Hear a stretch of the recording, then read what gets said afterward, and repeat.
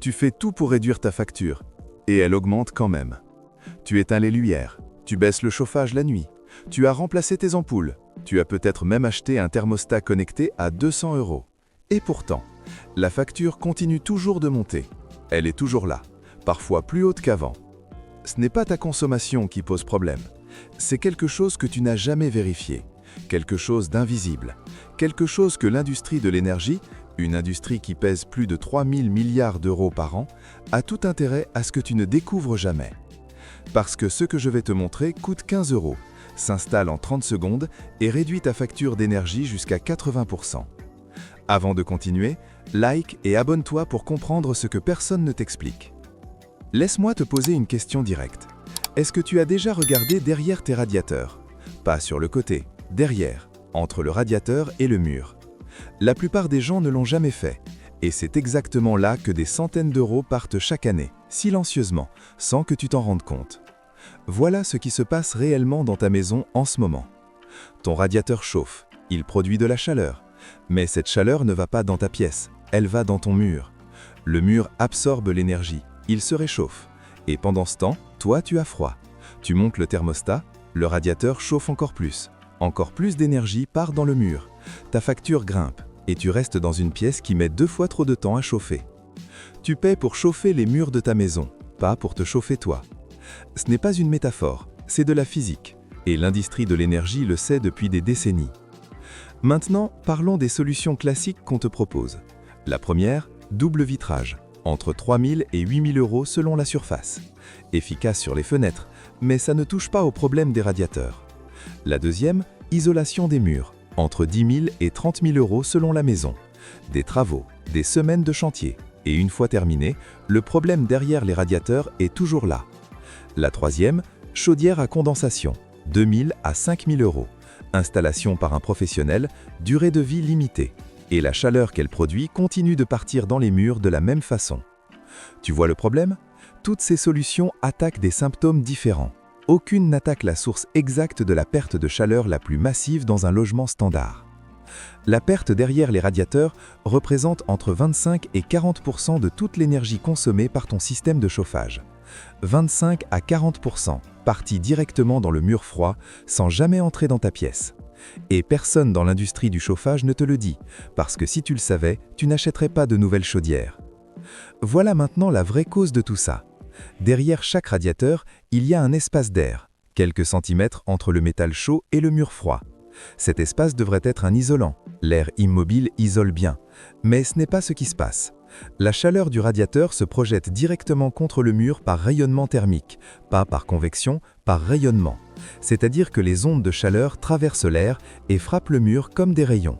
Le mur les absorbe, il stocke cette énergie et il la redistribue vers l'extérieur de ta maison. Imagine une lampe de poche allumée dans une pièce noire. Si tu pointes la lampe vers un mur blanc, la lumière rebondit et éclaire la pièce entière. Si tu pointes vers un mur noir, la lumière est absorbée, la pièce reste sombre. Ton radiateur fait exactement la même chose avec la chaleur. Et depuis les années 70, les ingénieurs thermiques savent comment résoudre ça. En 1973, pendant le choc pétrolier, des chercheurs européens travaillent sur un problème urgent. Les pays importateurs de pétrole doivent réduire leur consommation d'énergie de façon drastique et immédiate. Pas dans 10 ans avec des travaux d'isolation, maintenant, cette semaine. Ces ingénieurs testent des films réflecteurs placés derrière les radiateurs. Des feuilles d'aluminium multicousses capables de renvoyer le rayonnement thermique directement vers la pièce plutôt que de le laisser partir dans le mur. Les résultats sont documentés. Les économies mesurées vont de 20 à 40% sur la consommation de chauffage selon les logements. La technologie fonctionne. Elle est simple, elle est reproductible, elle coûte presque rien à fabriquer. Et elle est tombée dans l'oubli dès que les prix du pétrole ont baissé à la fin des années 70, parce qu'une solution à 15 € qui dure 20 ans ne génère pas de marché, pas d'industrie, pas de revenus récurrents. Les fabricants de chaudières ont continué à vendre des chaudières, les installateurs ont continué à facturer des interventions, et le film réflecteur est resté dans des rapports de recherche que personne ne lit. Voilà exactement ce que tu vas faire. Va dans une grande surface de bricolage ou commande en ligne. Cherche un panneau réflecteur thermique pour radiateur. On l'appelle aussi film isolant réflecteur pour radiateur. Le prix tourne entre 10 et 20 € pour couvrir plusieurs radiateurs. Le produit se présente sous forme de feuilles ou de rouleaux. D'un côté, une surface alvéolée en mousse fine, de l'autre côté, une surface argentée réflectrice en aluminium. L'installation prend 30 secondes par radiateur. Tu décroches le radiateur si possible. Sur les anciens modèles, c'est souvent faisable seul en 2 minutes. Tu glisses la feuille entre le radiateur et le mur, face argentée vers le radiateur. Tu remets le radiateur en place. C'est terminé. Si tu ne peux pas décrocher le radiateur, tu coupes la feuille en bandes, tu les glisses par le haut, entre le mur et le radiateur, en les faisant descendre progressivement. Même résultat.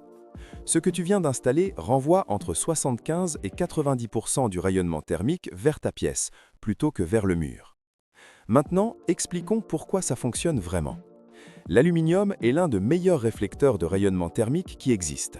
Son coefficient de réflexion thermique atteint 97% dans certaines configurations. Cela signifie que sur 100 unités de chaleur rayonnées par ton radiateur, 97 rebondissent vers ta pièce et 3 seulement atteignent le mur. Sans le film, c'est l'inverse. Le mur en plâtre ou en béton absorbe la majorité du rayonnement. Il se comporte comme une éponge thermique. En redirigeant la chaleur vers ta pièce, tu obtiens 2 effets simultanés. Premier effet, ta température souhaitée atteint la température plus vite. Le thermostat coupe le chauffage plus tôt, ton radiateur tourne moins longtemps, ta consommation baisse. Deuxième effet, le mur derrière le radiateur reste froid. Un mur froid n'absorbe pas d'humidité. L'humidité ne se condense pas, les moisissures ne se développent pas. Tu règles un problème d'humidité en même temps que le problème de chauffage. Une étude menée par l'Agence de la transition écologique en France a mesuré des économies moyennes de 20 à 30% sur la consommation de chauffage dans les logements équipés. Dans les logements mal isolés, avec des murs épais absorbants, les économies mesurées ont dépassé 40%. 15 €, 30 secondes, 20 à 40% d'économie. Voilà pourquoi l'industrie de l'énergie préfère te parler de chaudières à 5 000 €.